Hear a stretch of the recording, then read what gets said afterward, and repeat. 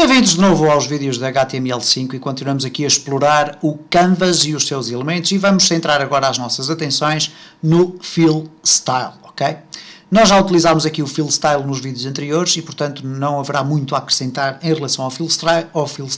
Simplesmente é o seguinte, o Fill Style permite-me definir três tipos de preenchimentos das minhas superfícies, ok? O primeiro preenchimento é cores. Ora, e nós penso que já vimos aqui que se eu fizer desenhador, se eu escrever desenhador, ponto fill style e depois igual e colocar, por exemplo, red, e agora eu preencher aqui um retângulo, eu vou definir aqui um retângulo preenchido, neste caso desenhador ponto fill rect, e vou estabelecer as coordenadas do retângulo, neste caso 20,20, 300,200, ok? O que vai acontecer então é que eu vou ter aqui um retângulo todo a vermelho. Portanto, eu defini aqui um Fill Style Red.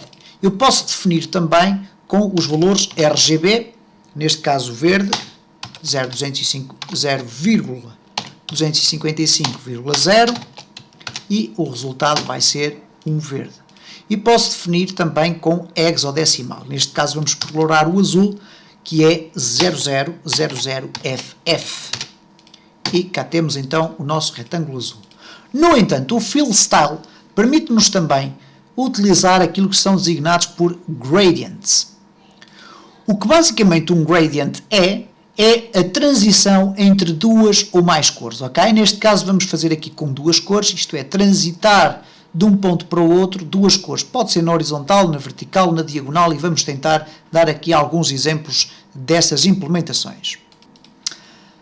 Muito bem, então para fazermos um gradient, antes do Fill Style ser definido, nós vamos ter que definir o gradient. E o gradient é criado da seguinte forma. Vamos criar aqui uma variável, gradient, neste caso gradação, ok? Gradacão, é igual a desenhador ponto create, e agora existem basicamente dois tipos de gradients, o linear gradient e o radial gradient. O linear gradient permite-nos fazer uma transição linear, o radial permite-nos fazer uma transição do centro para fora. Então vamos primeiro experimentar o linear gradient, e o linear gradient vai ter aqui 4 valores que correspondem a dois conjuntos de coordenadas. As coordenadas do primeiro ponto e as coordenadas do segundo ponto. E já vamos ver o que isto é. Eu vou colocar aqui 0,0 e depois vírgula, vamos colocar aqui, por exemplo, para fazer um gradient na horizontal, vamos colocar aqui, pode ser 200,0. Ok? Ora, neste caso o que eu defini foi aqui, as coordenadas 00 correspondem a um ponto deste lado, ok?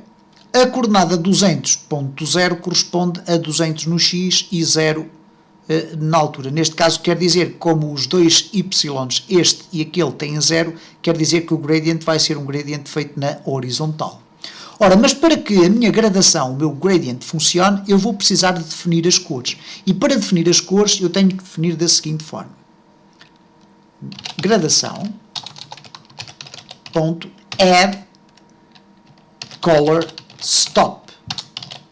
E agora vou definir dois parâmetros para a primeira cor. Neste caso, o índice, que começa por ser o índice 0, e portanto estou a definir a cor para este conjunto de pontos, vírgula, e agora vou definir, por exemplo, red.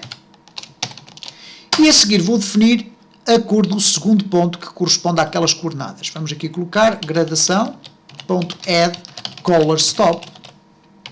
E neste caso, como estamos a referir-nos à segunda posição, vamos colocar aqui 1 e vírgula yellow. Ok? E agora aqui no Fill Style, em vez de colocarmos a cor entre as aspas, nós vamos simplesmente passar aqui o gradação.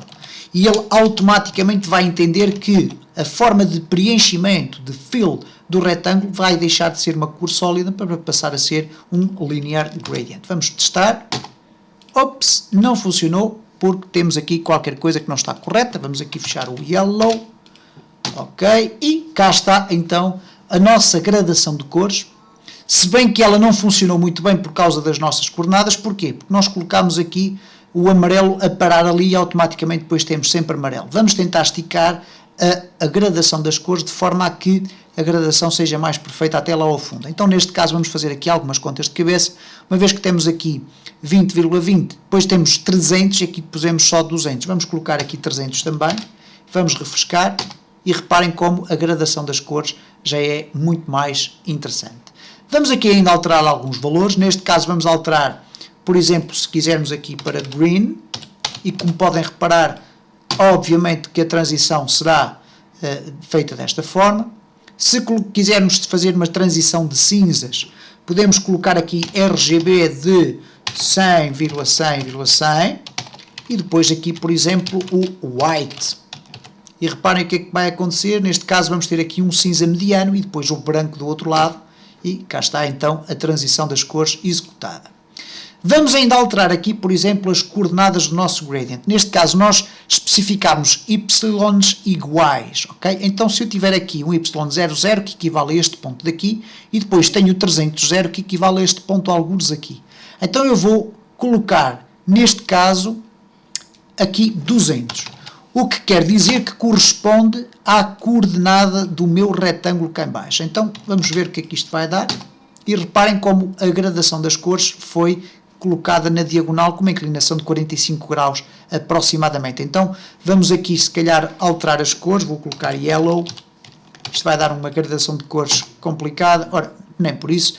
E reparem, então, como a inclinação funcionou desta forma. Portanto, temos que o primeiro conjunto de valores corresponde às coordenadas do primeiro ponto, o segundo conjunto de valores corresponde às coordenadas do terceiro. Já agora, se quisermos fazer um gradient vertical, nós podemos definir então, neste caso, por exemplo, 0,0 e depois colocar aqui 0 no x e 200 na vertical. E reparem o que é que vai acontecer.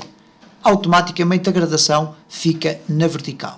E desta forma vimos aqui muito rapidamente como utilizar o Create Linear Gradient para definir o Fill Style no nosso HTML5.